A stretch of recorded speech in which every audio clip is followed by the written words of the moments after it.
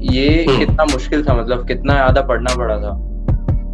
तो अगर तुम्हारा फर्स्ट सेमेस्टर बुरा चला जाता है तो इसका मतलब ये नहीं है कि अब खत्म। ये क्लासेस जाना मतलब उतना ज्यादा जरूरी है क्या?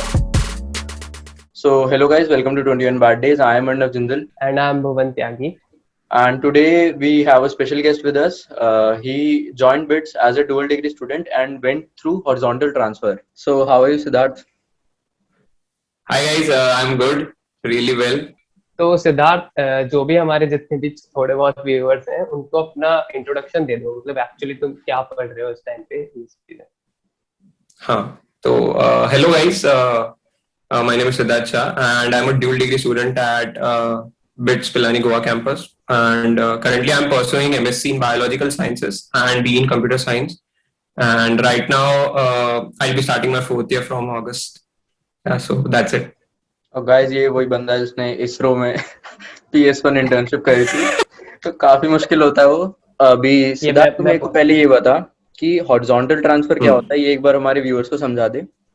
और Right. हाँ, कि मतलब तूने हॉरिजॉन्टल ट्रांसफर क्यों प्रेफर किया, मतलब क्यों उसको चूज किया? राइट, तो थोड़ा बैक स्टोरी दे देता हूँ मेरे बारे में. तो फर्स्टली बिट्स गोवा में जब मुझे एडमिशन मिला था तो मुझे एमएससी बायो में ही एडमिशन मिला था. But as you might know कि जैसे जैसे इटरेशंस बढ़ते हैं, मतलब मुझे फिफ्थ इटरेशन में एडमिशन मिला था, देन एक और इटरेशन हुआ था. तो उसमें तुम्हारे पास ऑप्शन होता है कि if you want to freeze the campus, या फिर तुम अक्रॉस कैंपसेस भी, अगर तुम्हारा कोई हायर प्रेफरेंस तुम्हें मिल रहा है तो क्या तुम लेना चाहोगे. तो मैंने कैंपस फ्रीज कर दिया था वहां पे.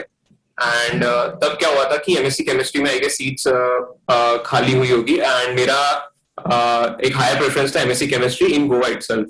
तो सिक्स्थ इटरेशन में मैं एमएससी केमिस्ट्री में ट्रांसफर मुझे मिल गया था बिफोर दी सेमेस्टर स्टार्टेड.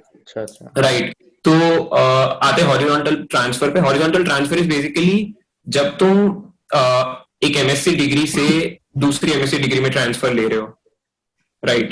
तो बेसिकली मेरा मेन मोटिव इसके पीछे ये था कि लाइक आफ्टर फर्स्ट ईयर जो कॉमन कोर्सेज होते हैं जैसे कि जेन केम और जेन बायोलॉजी और ये सब, तो मतलब स्टार्टिंग से I was very much incline to take a transfer. मेरा top preference was MSc eco, because seniors से काफी सुना था कि it's a good field and उसके प्रोस्पेक्ट्स भी अच्छे होते हैं, and you have some new placement you have some new placement avenues, क्योंकि फाइनेंस कंपनीज जो आती है वो जनरली एमएससी इको के कुछ कोर्सेज प्री रिक्विजिट रख देती है. And the next preference was MSc bio. इसका कारण ये था कि लाइक आफ्टर फर्स्ट ईयर मैं रियलाइज किया कि एमएससी केमिस्ट्री के जो कोर्सेज है, पर्टिकुलरली ऑर्गेनिक केमिस्ट्री, वो मुझे बहुत टफ लग रहा था. लाइक तो जब प्रेफरेंस भर रहा था मैं बिटसेट के, तो एमएससी केमिस्ट्री ऊपर रखने का रीजन ये था कि मेरा जेई के टाइम पे केमिस्ट्री थोड़ा अच्छा था, मतलब I used to score well compare to maths and physics. तो मैं ये सोच के रख दिया था कि ठीक है, केमिस्ट्री मुझे आता ही होगा वैसे.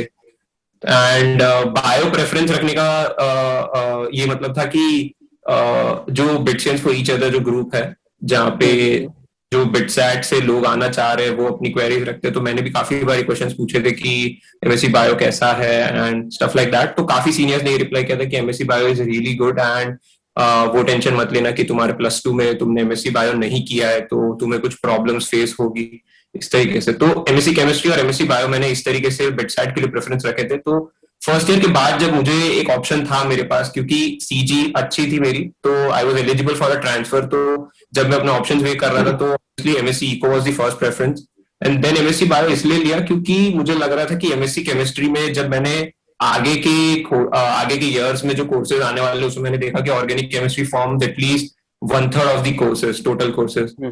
तो मैंने देखा कि ये एक हर्डल हो सकता है मेरे लिए, और मे बी एक बर्डन ना हो जाए, क्योंकि as a dual degree student मुझे मेरी एक सेकंड डिग्री भी आएगी जो थर्ड ईयर से स्टार्ट हो जाएगी, तो मैनेज करना थोड़ा डिफिकल्ट होगा. तो I was looking for a field where in थोड़े कम एफर्ट्स डाल के यू कैन बैलेंस आउट वैसे करके, and you can focus on the second degree as well.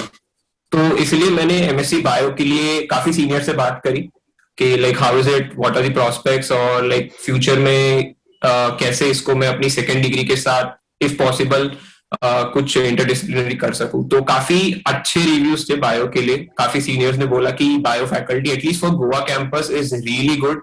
And मतलब after taking transfer I will agree to that part की like bio faculty is really good and काफी chill है वो लोग। And they teach very passionately and if you go to classes then it's very easy to score। तो mainly यही reason के कारण से मैं एक हॉरिजॉन्टल ट्रांसफर टारगेट कर रहा था।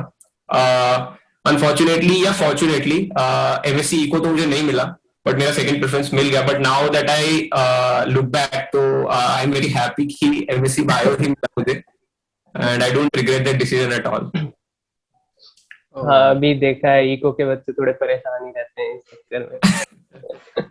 हाँ, इको का फैकल्टी थोड़ा स्ट्रिक्ट है। हाँ एग्जैक्टली, मतलब बायो का उस सेंस में काफी चिल है एंड कुछ फैकल्टी तो कुछ फैकल्टी जो यंग है वो लाइक स्टूडेंट्स के साथ मीम्स पे भी बातें हो जाती है और you can relate to them very well, मतलब उस तरीके से। हाँ, तो सिद्धार्थ, माय क्वेश्चन इज कि अगर सीएससी चाहिए थी तो किसी और कॉलेज में भी मिल रही होगी, है ना? तो बिट्स में डुअल लेके आने का डिसीजन मतलब कैसा लगा कि ये रिस्क लेना चाहिए किसी बच्चे को जो आगे देने वाला एग्जाम या नहीं? करेक्ट। हाँ, तो पर्सनली मेरी बात करूं तो मैं ऑलरेडी कॉलेज में एडमिशन ले चुका था, क्योंकि एज यू माइट नो मतलब बिट्स का 5th इटरेशन का रिजल्ट काफी लेट आता है कंपेयर टू अदर कॉलेजेस जहाँ पे आपने ऑलरेडी मे बी अप्लाई किया एज अ बैकअप। ठीक है, तो मैंने भी एक गुजरात में ही अप्लाई किया था एक आध कॉलेज में एंड मुझे वहां पे सीएससी मिल गई थी। तो and I already spent a week there, मतलब उसके बाद मेरा बिट्स का रिजल्ट आया and then I decided to come to BITS. तो मेनली बिट्स आने का रीजन ये था कि फर्स्ट ऑफ ऑल एक पीयर ग्रुप जो बिट्स दे सकता है वो स्टेट लेवल कॉलेजेस या बिट्स से या टायर 2 टायर 3 कॉलेजेस की अगर मैं बात करूं तो वहां पे जो पीयर ग्रुप है कंपेयर टू बिट्स आपको बहुत एडवांटेज मिलता है। Maybe you won't realise it just now when you are studying, but pass out okay and I see alumnis helping other students and other alumnis वैसे करके। तो first reason was peer group की काफी अच्छा peer group मुझे मिल सकता है। Secondly alumni से जो अपॉर्चुनिटीज आपको मिलती है, एक स्ट्रॉन्ग एलुमनाई होना कॉलेज के लिए बहुत ही एडवांटेजियस होता है, क्योंकि स्टूडेंट्स उनसे डायरेक्टली कनेक्ट कर सकते हैं। They already gone through those phases जहां पे अब अभी हो, तो they can guide you really well. तो टायर 2 या टायर 3 कॉलेजेस में एक एलुमनाई का फाउंडेशन बहुत ही वीक होता है रिलेटिवली, जो बिट्स में काफी स्ट्रॉन्ग है as it is very evident from the fact that they are very active in times like this as well। तो एंड मतलब तुम लोग ने भी देखा होगा कि लाइक अपॉर्चुनिटीज मिलना बहुत इजी हो जाता है when you go somewhere and से कि हाँ मैं बिट से हूँ, तो एक ट्रस्ट फैक्टर ऑलरेडी बिल्डअप हो जाता है तुम्हारे लिए कि अच्छा ये एक अच्छे कॉलेज है तो may be hill do the job well and ऐसे करके। एंड जैसे इंटर्नशिप अपॉर्चुनिटीज की बात करूं एट अंडरग्रेड लेवल, तो आपने देखा होगा कि काफी सारे ईमेल्स रेगुलरली आते रहते हैं फ्रॉम मतलब काफी सारी जगह से, मतलब तो लाइक इंटर्नशिप अपॉर्चुनिटी मिलना बहुत इजी हो जाता है कंपैरेटिवली। तुम्हें बहुत ज्यादा तो एक प्रूव नहीं करना पड़ता कहीं जाके, मतलब यू ऑलरेडी हैव प्रूव्ड कि यहाँ पे हो and then if you put in some efforts to do the job तो इट्स इजी। तो मेनली रीजंस थे। दैट्स ट्रू, मतलब मेरे को भी एक जगह पे इंटर्नशिप सिर्फ बिट्स के नाम की वजह से मिली थी, तो ये तो एक ट्रस्ट फैक्टर बिल्ड हो जाता है, क्रेडिबिलिटी बढ़ जाती है। हाँ, क्रेडिबिलिटी बढ़ जाती है एग्जैक्टली। अब हमारे व्यूअर्स को एक बार ये बता दे कि जैसे केमिस्ट्री टू बायो गया था एक तो तू, और उसने डुअल में वो ली थी सीएस, तो ये कितना मुश्किल था मतलब फर्स्ट ईयर में स्टडीज के पर्सपेक्टिव से, मतलब कितना ज्यादा पढ़ना पड़ा था? और ये मतलब ये टोटल फर्स्ट ईयर तेरे को बहुत ज्यादा मुश्किल लगा कि ऐसा लगा कि हाँ डुएबल है इजीली, मतलब उतना भी कुछ बड़ी बात नहीं है? राइट, तो डुएबल तो है, ऑब्वियसली डुएबल है, क्योंकि यहाँ पे उतना टफ कंपटीशन नहीं होता जितना जेई के टाइम्स में होता है ना। जेई के टाइम्स में बच्चे ज्यादा होते हैं एंड कॉलेजेस की सीट काफी ज्यादा कम होती है, वेरएज कंपैरेटिवली अगर मैं बात करूं गोवा कैंपस या any of the 3 campuses for that matter, तो अराउंड 25 to 26% सीट्स रिजर्व होती है for CS, for dual degree student, है ना? तो you need to be in the top 25%, right? तो अब इसके लिए मतलब ठीक है, पढ़ाई ऑब्वियसली एफर्ट्स डाले ही थे मैंने, एंड थोड़े बहुत सैक्रिफाइसेस भी करने पड़ते हैं ऑब्वियसली, क्योंकि लाइक फर्स्ट ईयर में क्या होता है कि you already have a lot of distractions, क्योंकि जब तुम 12th से कॉलेज में एंटर कर रहे होते तो एक पूरा नया एनवायरनमेंट बन जाता है, and you got a lot of stuff to do. मतलब अगर आप चाहो तो पढ़ाई के अलावा इतनी सारी चीजें जहाँ पे आप इन्वॉल्व हो सकते हो। तो उस तरीके से I did join clubs and departments, ऐसा नहीं था कि मैंने कुछ ज्वाइन नहीं किया और ये वो, and I did have fun, but at the same time at the back of the mind हमेशा ये होता था, कॉन्शियस रहता मैं कि कब टाइम इस पे देना है और कब तुम चिल होके थोड़ा एंजॉय भी कर सकते हो। काफी बार ये भी हुआ है कि मैं एंजॉय कर सकता था, बट आई डोंट नो, मतलब मैं पढ़ाई कर ली या वैसे कर लिया। मेरा ये था कि मुझे जो सही लग रहा था उस टाइम पे, काफी दोस्त मेरे ऐसे थे जो जिस टाइम पे मैं पढ़ रहा था या जिस टाइम पे मैं कोई एक्टिविटी में इन्वॉल्व नहीं था, वो लोग थे और वो लोग मुझे बोलते थे कि अभी क्या पढ़ रहा है वैसे वैसे करके। तो आई वाज लाइक कि अगर मेरा माइंड कह रहा है कि अभी पढ़ लेना चाहिए तो पढ़ लो। मतलब you don't want to regret after first year कि आपने कहीं एफर्ट्स कम डाल दिए। अगर आपने एफर्ट्स डालने के बाद अगर आपको जो चीज आप एक्सपेक्ट कर रहे थे और वो नहीं मिलती है, तो एटलीस्ट एक वो रिग्रेट नहीं होता कि यू डिडंट गिव योर 100%। तो उस में मैं हमेशा जब भी मुझे जो लगता था कि सही है वो मैं कर लेता था, इरिस्पेक्टिव कि और दोस्त क्या बोल रहे हैं और लोग क्या कर रहे हैं वैसे। But I eight the same time मैंने काफी एक्टिवली पार्टिसिपेट किया जिस भी एक्टिविटी में मुझे मन लग रहा था, क्लब्स डिपार्टमेंट्स में भी जहां भी फेस्ट के टाइम पे एक्टिव था मैं, और उस तरीके से। तो ऐसा नहीं है कि पूरा टाइम तुम्हें पढ़ने रहता होगा, मतलब जेई की जैसे कि you know people used to study for 8-10 hours और ऐसे करके, ऐसा तो बिल्कुल भी नहीं है। मतलब इतनी पढ़ाई नहीं करनी होगी अगर तुम रेगुलरली क्लास जा रहे हो and may be study for an hour और टू, तो you can easily manage everything.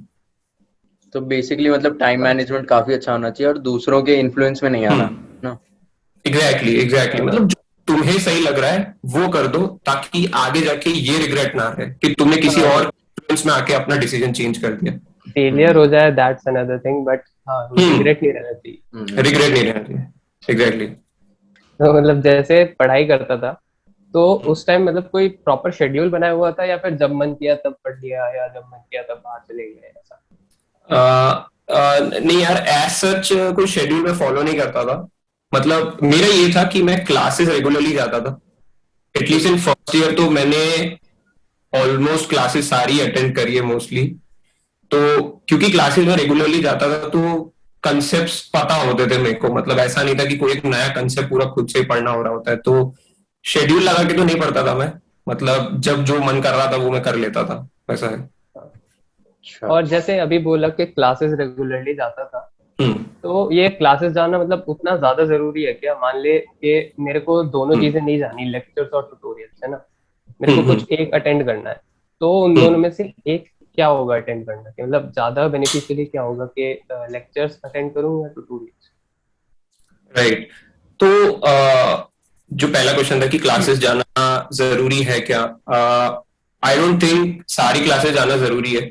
अगर तुम्हें लग रहा है कि कोई कोर्स ऐसा है जो तुम बिना क्लासेस जाए खुद से कर सकते हो, मे बी फ्रॉम यूट्यूब या टेक्स्ट बुक से पढ़ के या किसी फ्रेंड से पढ़ के, तो you can very well skip those classes. मतलब उतना टाइम तुम्हारा बच रहा है and you can do something productive at that time. या फिर किसी दूसरे कोर्स जहां तुम वीक हो तो उस पर एफर्ट्स डाल सकते हो।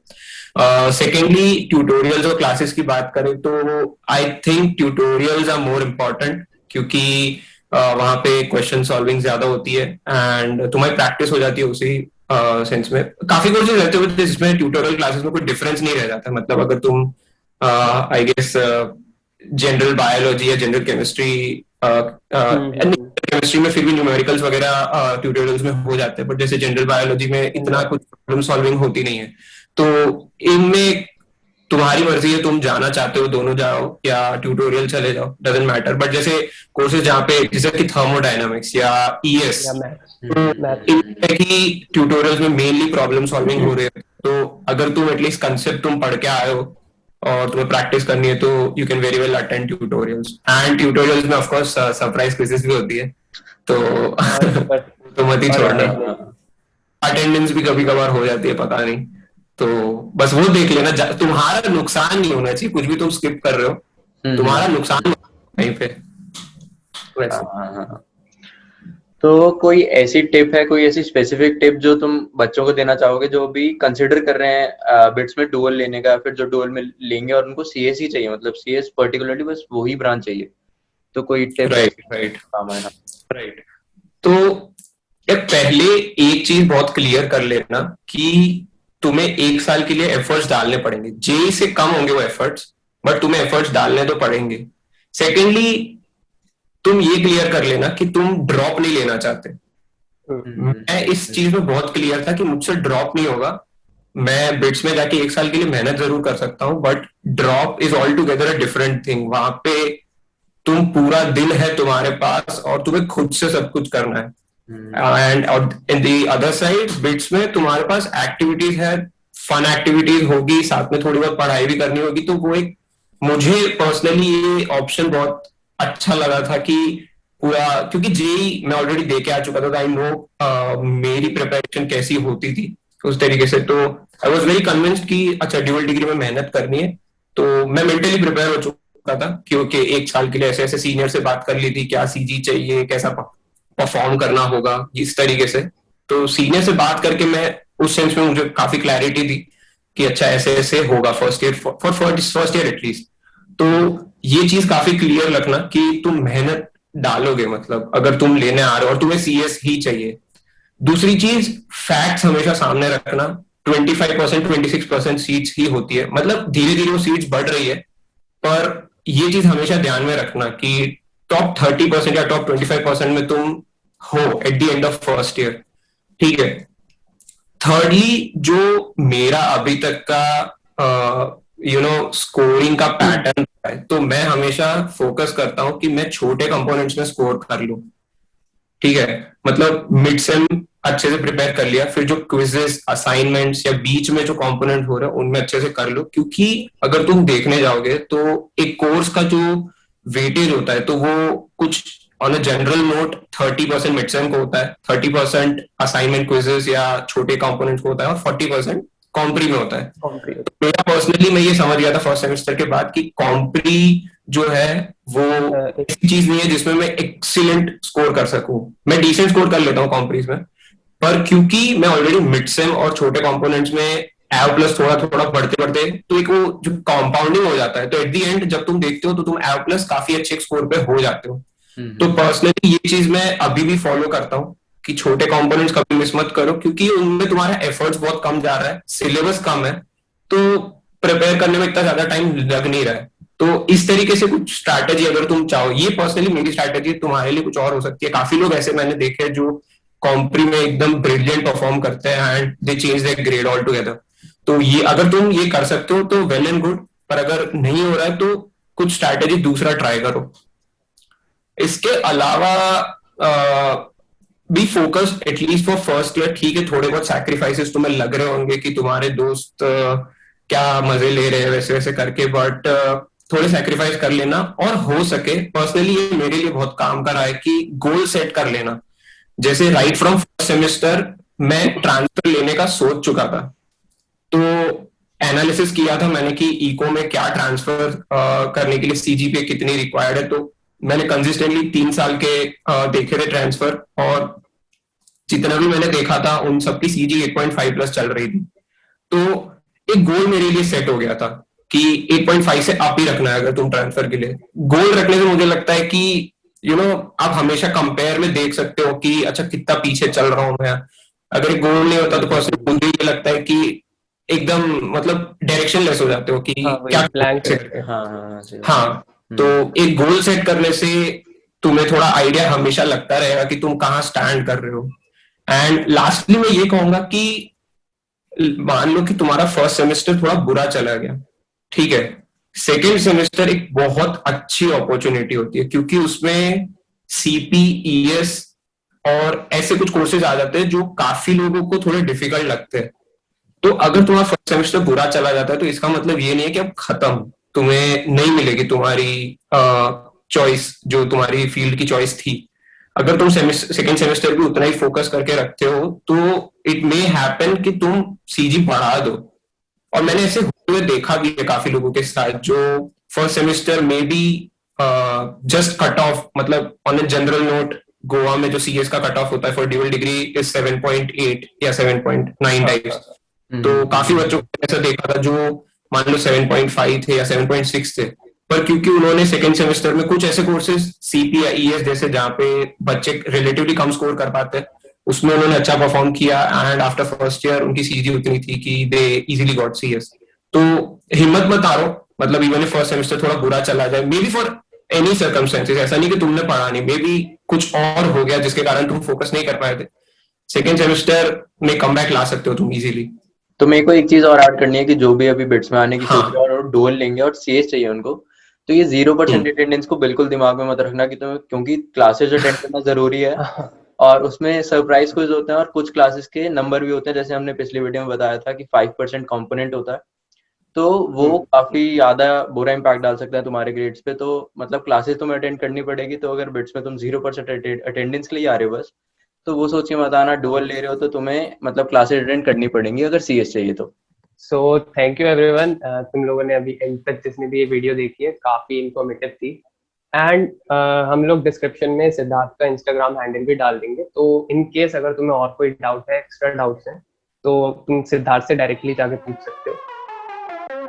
अरे वो फोन में मैसेज आ गया